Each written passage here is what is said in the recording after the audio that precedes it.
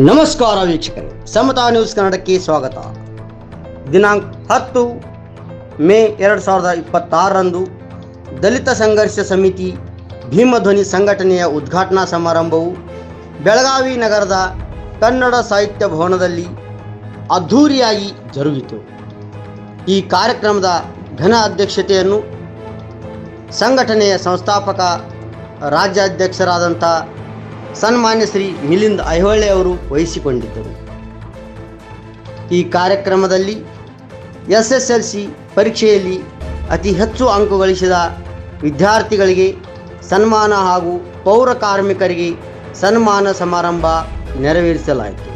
ಕಾರ್ಯಕ್ರಮಕ್ಕೆ ಅತಿಥಿಗಳಾಗಿ ಶಿವ ಅಪ್ಸೆಟ್ ಮಾಲೀಕರು ಸನ್ಮಾನ್ಯ ಶ್ರೀ ಡಾಕ್ಟರ್ ಶಿವ ನಂದಗಾವಿ, ಮಹೇಶ್ ಸೀಗೆಹಳ್ಳಿ, ಅಕ್ಷಯ್ ಕೋಲ್ಕಾರ್, ಆಕಾಶ್ ಹಲಗೇಕರ್, ಪರಶುರಾಮ್ ವಂಟಮೂರಿ ಹಾಗೂ ರಾಜ್ಯ ಸಮಿತಿಯ ಪದಾಧಿಕಾರಿಗಳಿಂದ ಮಹಾಲಿಂಗ್ ಗಗ್ರಿ, ದುರ್ಗಪ್ಪ ಹೆಡಿಗಿವಾಳ್, ಯಲ್ಲಪ್ಪ ಹಂದ್ರಾಳ್, ಬಸವರಾಜ್ ಕಟ್ಟಿಮನಿ, ಸಂತೋಷ್ ಗುಡ್ಡಪ್ಪನವರ್, ಕೃಷ್ಣ ಹರಿಹರ, ವೀಣಾ ಹುಚ್ಚಿನಟ್ಟಿ, ಸುನಿತಾ ಮೋದಿಗಿ ಹಾಗೂ ಎಲ್ಲ ಜಿಲ್ಲಾಧ್ಯಕ್ಷರು, ತಾಲೂಕಾ ಅಧ್ಯಕ್ಷರು, ಪದಾಧಿಕಾರಿಗಳು ಹಾಗೂ ಸಂಘಟನಾಕಾರರು ಉಪಸ್ಥಿತರಿದ್ದರು ಅಂತ ಹೇಳ್ತಾ ಮುಂದಿನ ಸುದ್ದಿಯೊಂದಿಗೆ ಮತ್ತೆ ಭೇಟಿಯಾಗೋಣ.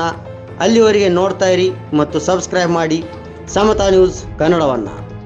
ಮತ್ತೆ ಸಿಗೋಣ. ನಮಸ್ಕಾರ.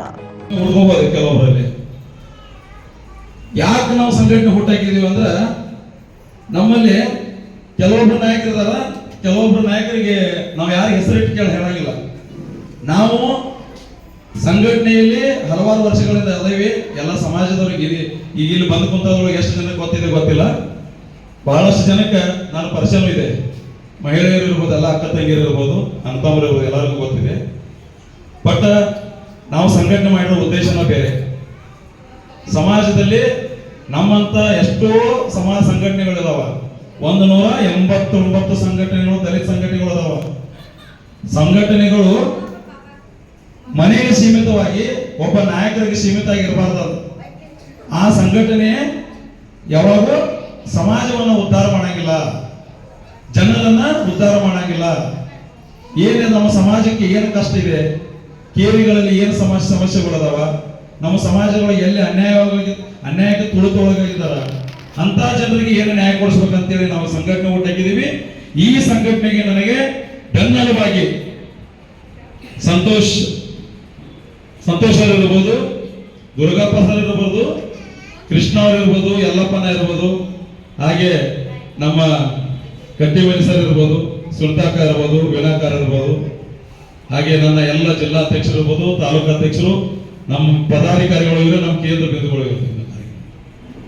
ನೀವಿಲ್ಲಂದ್ರ ಯಾವ ತಾಲೂಕು ಅಧ್ಯಕ್ಷರು ಇಲ್ಲ, ಆ ತಾಲೂಕು ಅಧ್ಯಕ್ಷರು ಇಲ್ಲ ಅಂದ್ರೆ ಯಾವ ಜಿಲ್ಲಾಧ್ಯಕ್ಷರು ಇಲ್ಲ, ನೀವು ಜಿಲ್ಲಾಧ್ಯಕ್ಷರು ಇಲ್ಲ ಅಂದ್ರೆ ರಾಜ್ಯ ಕಮಿಟಿ ಇಲ್ಲ, ಈ ರಾಜ್ಯ ಕಮಿಟಿ ಇಲ್ಲ ಅಂದ್ರೆ ನಾ ರಾಜ್ಯಾಧ್ಯಕ್ಷರು ಇಲ್ಲ. ಹೌದಲ್ಲ? ರಾಜ್ಯಾಧ್ಯಕ್ಷ ಪೋಸ್ಟ್ ಐತಿ ಅಂತಲ್ಲ, ಅದು ದೊಡ್ಡ ಪೋಸ್ಟ್. ಬಟ್ ನನಗೆ ಯಾಕೆ ಕೊಟ್ರಪ್ಪ? ಇದನ್ನ ನಮ್ಮ ರಾಜ್ಯ ಕಮಿಟಿಯವರು ನಿರ್ಧಾರ ಮಾಡಿ, ಇಲ್ಲ ಸರ್ ನೀವು ಮಾಡಲೇಬೇಕು, ಅದಕ್ಕೆ ತಕ್ಕವಾದ ವ್ಯಕ್ತಿ, ಅದರ ಮುಂದೆ ನಿಭಾಯಿಸ್ಕೊಂಡು ಹೋಗುವಂತ ವ್ಯಕ್ತಿ ನೀವು ಅದೇರ ಅಂತ ಹೇಳಿ ನಮಗೆ ನನ್ನ ಹೆಗಲಿಗೆ ಈ ಸಂಘಟನೆಯ ಜವಾಬ್ದಾರಿಯನ್ನು ಹೊರಿಸಿದಂತ ನಮ್ಮ ರಾಜ್ಯ ಪದಾಧಿಕಾರಿಗಳಿಗೆ ಮೊದಲನೇದಾಗಿ ಧನ್ಯವಾದ ತಿಳಿಸ್ತೀನಿ. ಪದಾಧಿಕಾರಿಗಳೇ, ಇವತ್ತಿಷ್ಟೋ ತನಕ ನಮ್ಮ ರಾಜ್ಯ ಪದಾಧಿಕಾರಿಗಳು ಎಲ್ಲರೂ ಮಾತಾಡಿದ್ರು. ಗಣ್ಯ ವ್ಯಕ್ತಿ ಎಲ್ಲ ಆಮಂತ್ರಿತರು ಕೂಡ ಸಂಘಟನೆ ಬಗ್ಗೆ ಬಹಳಷ್ಟು ವಿಷಯ ಮಾತಾಡಿದಾರೆ. ನಾನು ಸಂಘಟನೆ ಬಗ್ಗೆ ಜಾಸ್ತಿ ಹೇಳಂಗಿಲ್ಲ. ಇವತ್ತು ಎಲ್ಲ ಪದಾಧಿಕಾರಿಗಳು ಇರ್ಬೋದು, ನಮ್ಮ ಪೌರ ಕಾರ್ಮಿಕರಿಗೆ ಹೇಳ್ಬೇಕಂದ್ರ, ನಾವು ಇವತ್ತಿಷ್ಟು ಸ್ವಚ್ಛವಾಗಿ ಮಾಡ್ತೇವೆ ಅಂದ್ರೆ ಆ ತಾಯಂದಿರು, ಆ ಅಣ್ಣತಮ್ಮರು ಗಟ್ರು ಬೆಳೆಯೋದಿರ್ಬೋದು, ಕಸ ಹುಡುಗೋದಿರ್ಬೋದು, ಅಂತ ಎಲ್ಲ ಹೊಲಸ ಕೆಲಸ ಎಲ್ಲ ಮಾಡಿದ್ರಿಂದ ಅವರು ಪೌರ ಕಾರ್ಮಿಕ ಅನ್ಸ್ಕೊಂಡಿಲ್ಲ, ಅವರು ಪೌರ ಸೇವಕರು, ಅವರು ದೇವರು. ಅಂತವರನ್ನ ನಾವು ಸನ್ಮಾನ ಮಾಡೋದ್ರೊಳಗೆ ನಮಗ ಒಂದ್ ಸ್ವಲ್ಪ ತೃಪ್ತಿ ಇದೆ ಅನ್ನೋ ಒಂದು ದೃಷ್ಟಿ ಇಟ್ಕೊಂಡು ಆ ಪೌರ ಕಾರ್ಮಿಕರನ್ನು ನಾವು ಸನ್ಮಾನ ಮಾಡಿದ್ವಿ ಇವತ್ತು. ಅದೇ ರೀತಿ SSLC ಮಕ್ಕಳು ಎಲ್ಲರೂ ಪಾಸ್ ಆಗ್ಯಾರು. ನೀವು ಏನ್ರಿ 90% ಆಧಾರವನ್ನ ಯಾಕೆ ಸೆಲೆಕ್ಟ್ ಮಾಡಿದ್ರಿ? 90+ ಮಾಡ್ಬೇಕಂದ್ರೂ ಒಂದು ಗತ್ತು ಬೇಕು. ಅವರು ಮನೆಯೊಳಗ SSLC ಮುಗಿ ತನಕ ಮಲ್ಕೊಂಡಿರಂಗಿಲ್ಲ. SSLC ಮುಗಿದ ಕಾಪಿ ಹೊಡೆದಕ್ಕೆ 90% ಆಗಕ್ಕೆ ಸಾಧ್ಯ ಐತಿ ಇದೆ ಹೇಳ್ರಿ. 90% ದಾಟಬೇಕಂದ್ರ ಆ ಮಗು ಎಷ್ಟು ಕಷ್ಟಪಟ್ಟಿದೆ ಅನ್ನೋದನ್ನ ಆ ತಂದೆ ತಾಯಿಗೆ ಗೊತ್ತಿರ್ತದೆ. ಯಾಕಂದ್ರೆ ಆ ಮಹಿಳೆಗೆಲ್ಲ ದಾಟಿ ಬಂದವ್ರಿ ನಾವೆಲ್ಲ. ಅದೇ ರೀತಿ ಏನು ನಮ್ಮ ಪದಾಧಿಕಾರಿಗಳಿದ್ದೀರಿ, ಇವತ್ತೆಲ್ಲರಿಗೂ ಐಡಿ ಕಾರ್ಡ್ ವಿತರಣೆ ಮಾಡಿದೀವಿ. ಜಿಲ್ಲಾಧ್ಯಕ್ಷರು ಇರ್ಬೋದು, ತಾಲೂಕಾಧ್ಯಕ್ಷರು, ಮಹಿಳಾ ಇರ್ಬೋದು, ಪುರುಷರು ಇರ್ಬೋದು, ಎಲ್ಲರಿಗೂ ಒಂದು ಸಂಘಟನೆಯ ಒಂದು ಜವಾಬ್ದಾರಿಯನ್ನು ಹೆಗಲ ಮೇಲೆ ಒಂದು ಜವಾಬ್ದಾರಿ ಹೊರಿಸಿದ್ದೀವಿ.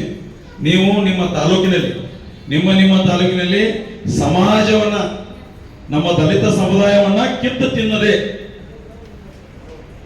ಇಲ್ರಿ, ಸಮಾಜವನ್ನ ಕಿತ್ತು ತಿನ್ನೋದ ಕೆಲಸ ಮಾಡ್ರಿ. ಸಮಾಜದ ಕೇರಿಗಳಿಗೆ ಭೇಟಿ ಕೊಡ್ರಿ. ಸಮಾಜದಲ್ಲಿ ಸಮಸ್ಯೆ ಏನಿದೆ ಅಂತ ಕೇಳ್ರಿ. ಮೊದಲನೇದಾಗಿ ಇನ್ನೊಂದು ಮಾತು ಹೇಳ್ಬೇಕಂದ್ರೆ, ಎಲ್ಲಾ ತಾಲೂಕು ಅಧ್ಯಕ್ಷರು ಹೇಳ್ತೀನಿ, ಜಿಲ್ಲಾ ಕಮಿಟಿಯವರು ಇರ್ಬೋದು, ರಾಜ್ಯದವರು ಇರ್ಬೋದು, ಮೊದಲು ನಿಮ್ಮ ಫೋನ್ ಅನ್ನ ರಿಂಗ್ ಆದ ಕೂಡಲೇ ಮೊದಲು ಎಬ್ಸಾಕ್ತಿರ್ತೀವಿ. ಯಾಕಂದ್ರ ಸಮಸ್ಯೆ ಏದಂತ ಫೋನ್ ಹಚ್ತಿರ್ತಾರೆ ನಿಮಗೆ. ನೀವು ಅವ್ರ ಫೋನ್ ರಿಸೀವ್ ಮಾಡಲಿಲ್ಲ ಅಂದ್ರೆ ಮತ್ತೆ ನಿಮ್ಗೆ ತಾಲೂಕು ಅಧ್ಯಕ್ಷ ಮಾಡೋ ಉಪಯೋಗ ಏನೈತಿ, ನಿಮ್ಮ ಜಿಲ್ಲಾಧ್ಯಕ್ಷ ಮಾಡೋ ಉಪಯೋಗ ಏನೈತಿ? ಯಾಕಂದ್ರ ಸಮಸ್ಯೆ ಬಂದಾಗ ರಾತ್ರಿ 12 ಫೋನ್ ಹಚ್ತಿರ್ತಾರೆ. ನೀವು ರಾತ್ರಿ ಮಲ್ಕೊಳ್ತೇ ಫೋನ್ ಸ್ವಿಚ್ ಆಫ್ ಮಾಡಿ ಮಲ್ಕೊತೀರಿ. 12 ಗಂಟೆಗೆ ಒಂದು ಊರಾಗ ಜಗಳಾಡ್ತಾರೆ. ನೀವು ಅವಾಗ ಫೋನ್ ರಿಸೀವ್ ಮಾಡ್ಲಿಕ್ಕೆ ನಿಮ್ಗೆ ತೊಗೊಂಡು ಏನ್ ಮಾಡೋದ್ರಿ? ನೀವು ಕರೆದಾಗ ಯಾರು ಬರ್ತಾರ? ಸಮಸ್ಯೆ ಅನ್ನೋದು ಯಾವಾಗ ಬರ್ತೈತೆ ಅನ್ನೋದು ಯಾರಿಗೂ ಗೊತ್ತಾಗಂಗಿಲ್ಲ. ನೀವು ಎಲ್ಲಾ ಪದಾಧಿಕಾರಿಗಳು ಇರ್ಬೋದು, ಎಲ್ಲಾ ತಾಲೂಕು ಅಧ್ಯಕ್ಷರು ಹೇಳ್ತೀನಿ, ಎಲ್ಲಾ ಪದಾಧಿಕಾರಿಗಳು ಹೇಳ್ತೀನಿ, ಸಮಸ್ಯೆ ಕ್ರಿಯೇಟ್ ಆಗೋಕ್ಕಿಂತ ಮುಂಚೆ ನೀವು ಫೋನ್ ಚಾಲು ಇಟ್ಕೋರಿ. ಮೊದಲು ಇರೋದ ಎಲ್ಲರ ಕಡೆ ಫೋನ್ ಇಲ್ಲ ಅಂದ್ರೆ ಏನೂ ಇಲ್ಲ. ಅದಕ್ಕೆ ಈಗ ಆಲ್ರೆಡಿ ಎಲ್ಲ ನಮ್ಮ ಸಂಘಟನೆಯ ಪದಾಧಿಕಾರಿಗಳು ಇರ್ಬೋದು, ಎಲ್ಲರೂ ಮಾತಾಡಿದಾರ. ಈಗ ಎಲ್ಲರೂ ಹಸುತ್ತೀರಿ, ಊಟ ಬಂದಿದೆ, ಟೈಮ್ ಆಗಿದೆ. ಎಲ್ಲರೂ ಕೆಲವೊಬ್ರು ಬಹಳ ದೂರ ಹೋಗ್ಬೇಕು, ಅಥಣಿ, ಕಾಗವಾಡ, ರಾಮದುರ್ಗ ಎಲ್ಲ ದೂರಿಂದ ಬಂದಿದ್ದೀರಿ. ತಮ್ಮೆಲ್ಲರಿಗೂ ಬಂದವಂತ ಎಲ್ಲರ ಪಾದಗಳಿಗೆ ನಮಸ್ಕರಿಸುತ್ತಾ, ಎಲ್ಲರೂ ಬಂದಂತ ಹೇಳಿ ಎಲ್ಲರೂ ಊಟದ ವ್ಯವಸ್ಥೆ ಮಾಡಿದೆ. ಗಡಿಬಿಡಿ ಮಾಡದೆ ನಮ್ಮ ತಾಲೂಕು ಅಧ್ಯಕ್ಷರು, ಜಿಲ್ಲಾ ಅಧ್ಯಕ್ಷರು, ಪದಾಧಿಕಾರಿಗಳು ಬಂದಂತವ್ರಿಗೆ ಎಲ್ಲರಿಗೂ ಊಟದ ವ್ಯವಸ್ಥೆ ಮಾಡಿಕೊಡ್ಬೇಕಾಗಿ ವಿನಂತಿ. ಇಷ್ಟು ಹೇಳಿ ನಾನು